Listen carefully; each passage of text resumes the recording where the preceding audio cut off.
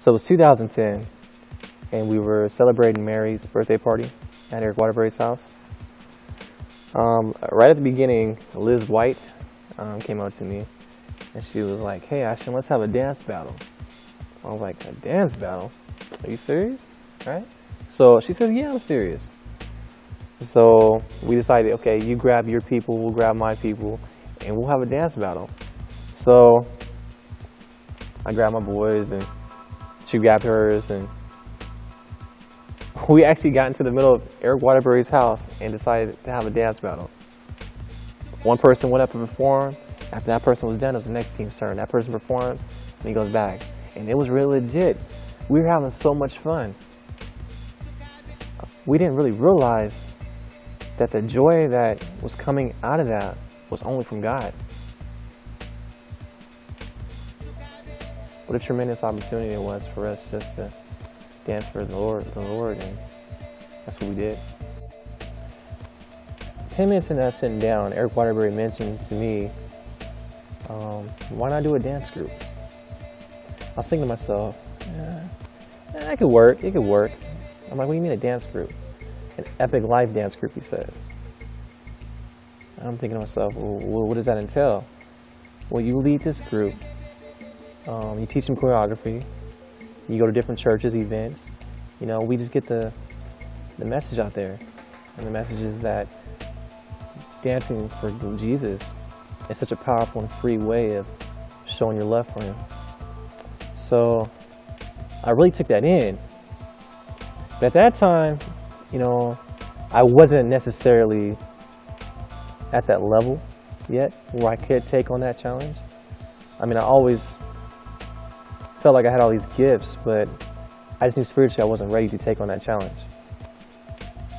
I had opportunity after opportunity to decide I wanted to change, and it never happened. I was just stagnant. I wanted to stay where I was at. I didn't believe that me leading a group was going to do anything, or even if I had enough courage to do it. So that's when I really started getting to know Eric Waterbury. I would meet up with him, I think it was once a month. And during that time, since I was so immature, when he would give me, words of truth, I couldn't handle it. I didn't want to accept it. It was just too much for me. He would tell me that the way you're acting is not correct. And I didn't want to believe that, but I knew it was wrong. I kind of made myself believe that lies were correct and were true because I believed in lies so long, to the point where I just backed off. And I just, shut down. Things started to just, fall downhill from there because I didn't want to accept the fact that I needed to change if I wanted to grow. And I had to look at myself and realize that I need to look at the things that in my life that affect me and affect where I'm staying. So 2011 comes, and I'm the same guy.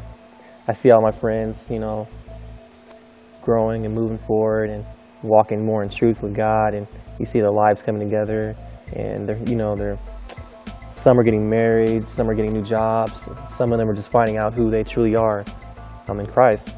And I was just looking, and I knew I wasn't there, but I knew I wanted to be there.